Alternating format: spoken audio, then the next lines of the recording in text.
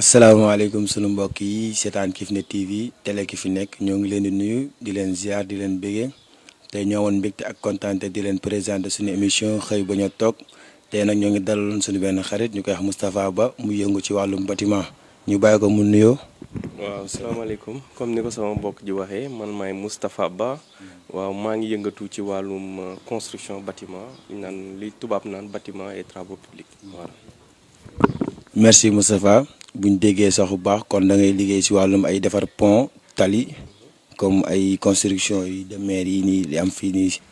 waaw daanaka liggéey bâtiment dafa ëmb lu bari c'est-à-dire BTP bâtiment dañ koy def dañuy def ay pont dañuy def ay tali dañuy def ay hydraulique comme Kër Momar Sarr 3 bi ñun ñoo ko liggéey donc da nga ciy jaxloonteel lu bari dañuy embaucher ay ouvriers yu bari ay 1000 ba 2000 personnes chantier bi dina durer ba benn wala ñaari at dina am yeneen difficulté paiement ak état bi.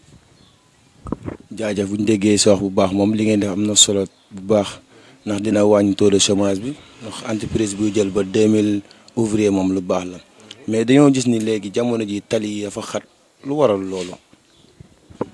waaw si man tali yi li ko xatal c'est-à-dire ñun ba état bi bu ñuy demander ñun ñu defar parce que dafa xam li olof naan cahier de charge.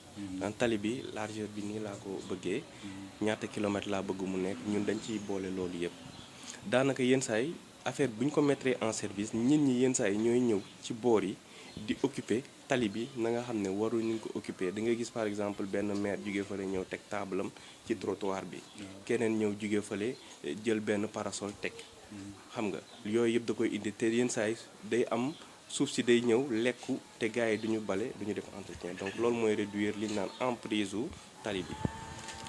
waaw jaajëf kontaan nañ bu baax ci leeral bi ngay leeral nii. waaw ñu laajaal la rek comme yow ci wàllum ba léegi bâtiment ngay liggéey gis nañu léegi construction yi léegi da ngay bëgg a tabax sa kër sa mais parfois nga dem ba ci digg bi ñu ñëw laaj la ay papier mairie beeg lu waral loolu.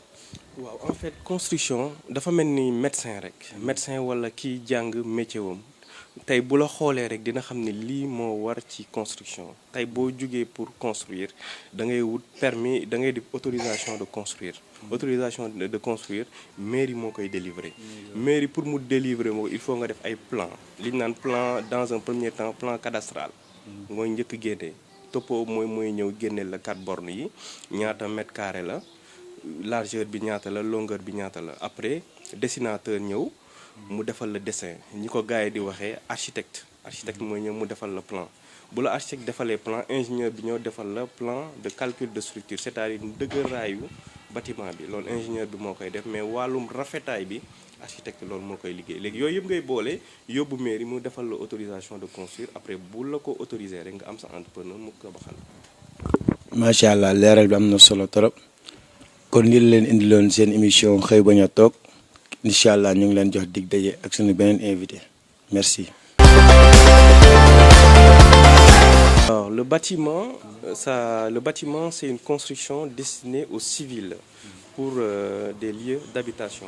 Donc moi j'évolue dans le bâtiment, je l'ai appris pendant 5 ans et actuellement j'évolue dans le major du BTP avec une grande entreprise française qui évolue dans le bâtiment.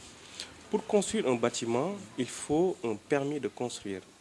Pour avoir le permis de construire, chaque Sénégalais doit aller à la mairie pour avoir ce permis de construire. Pour avoir ce permis de construire, au préalable, il faut les documents du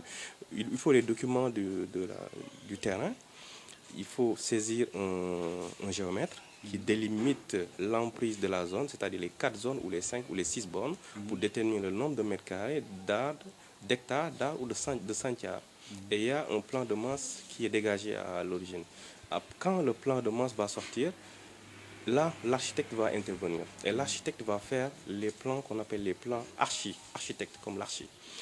Ensuite, l'ingénieur structure va venir et il va travailler sur la partie résistance, c'est-à-dire il va calculer les poutres, la section des poteaux, la section des poutres, les aciers qui vont être dans les poteaux, dans les poutres, les descentes d'eau, les semelles, les fondations, combien de niveaux il faut mettre et en fonction de ça, il fait qu'on appelle une descente de charge, après un calcul de structure.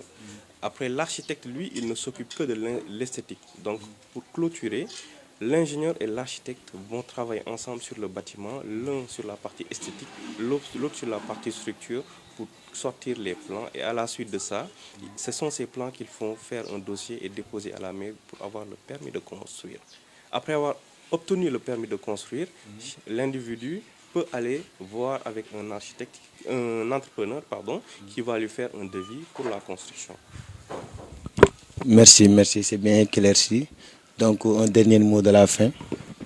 Oui, alors je remercie toute l'équipe de Kifne TV, qui est vraiment une télé citoyenne qui évolue dans tous les spectres de l'islam, jusqu'aux constructions, jusqu'à la santé et tout. On le remercie et je vous remercie aussi. Merci. Merci, on vous remercie aussi.